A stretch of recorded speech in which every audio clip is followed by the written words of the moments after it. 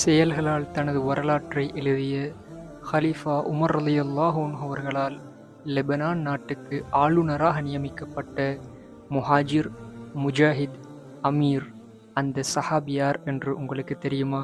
அவருடைய பேருதான் ஷுர்ஹபீல் இப்னு ஹசனா ரலியல்லாஹு அன்ஹு. இவர்கள் மக்கா நகரில் ஒரு அமைதியான குடும்பத்தில் பிறந்தார்கள்.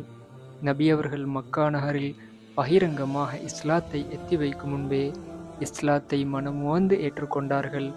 ஆனால் அந்த தருணத்தில் இஸ்லாத்தை ஏற்றுக்கொள்வதென்பது தியாகம், சோதனை, சமூக ஒதுக்கல்கள் என்பவற்றை குறித்து இருந்தும் இவர்கள் இஸ்லாத்தை ஏற்றுக்கொண்டது இவர்களின் உறுதி, விசுவாசம், தைரியம் என்பவற்றை காட்டுகிறது. ஆனால் சில காலங்களிலேயே சோதனைகள் எல்லை கடந்தன, உரிமைகள் மீறப்பட்டன. இதனால் நபியவர்களின் அனுமதியுடன் அபிசீனியாவை நோக்கி ஹிஜ்ரத் செய்த முஸ்லிம்களுடன் இவர்களும் இணைந்து கொண்டார்கள். அபிசீனியாவில் பல வருடங்கள், மதீனாவில் பல வருடங்கள் என காலங்கள் கழிந்தன. பல வருடங்களுக்கு பிறகு உமர் ரலியல்லாஹு அன்ஹு அவர்களின் ஆட்சி காலத்தில் முஸ்லிம் அரசு வடக்கின் வலிமை மிக்க சாம்ராஜ்யங்களை எதிர்கொண்டது. அப்போது ஷுர்ஹபீல் ரலியல்லாஹு அன்ஹு அவர்கள் அபு உபைதா இப்னு ஜர்ரா ரலியல்லாஹு அன்ஹு அவர்களின் ஒழுங்கமைக்கப்பட்ட தலைமைத்துவத்தின் கீழ் ஷாம், சிரியா பகுதிக்கு அனுப்பப்பட்ட தளபதிகளில் இவரும் ஒருவராக இருந்தார். சில காலங்களில் ஷுர்ஹபீல் ரலியல்லாஹு அன்ஹு அவர்கள் அல் உர்தூன், ஜோர்தான் மாவட்டத்துக்கு ஆளுநராக நியமிக்கப்பட்டார். புதிதாக ஒரு நிலப்பகுதியில் நிர்வாகம், நீதி, ஸ்திரத்தன்மை ஆகியவை இவர் கையில் ஒப்படைக்கப்பட்டன.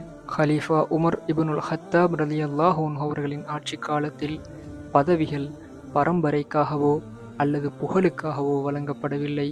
மாறாக தகுதி, ஆற்றல், நம்பகத்தன்மை, பொறுப்பு பேணுதல் ஆகியவற்றுக்காகவே வழங்கப்பட்டன. ஹிஜ்ரி 18ஆம் ஆண்டு வந்தது. அம்பாஸ் என்ற பகுதியில் ஏற்பட்ட கொடிய கொள்ளை நோய் ஷாம் முழுவதும் பரவியது. அப்போது அபு உபைதா இப்னுல் ஜர்ரா, முஆத் இப்னு ஜபல், யசீத் இப்னு அபி சுஃபியான் ரலியல்லாஹு அன்ஹும் போன்ற சஹாபாக்களைப் போல ஷுர்ஹபீல் ரலியல்லாஹு அன்ஹு அவர்களும் கொள்ளை நோய்க்கு ஆட்பட்டு இவ்வுலகை விட்டும் பிரிந்தார்கள்.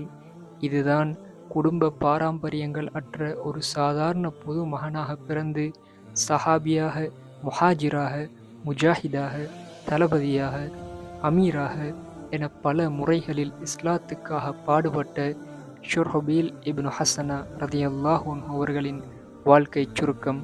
அஸ்ஸலாமு அலைக்கும் வரஹ்மத்துல்லாஹி வபரகாத்துஹு.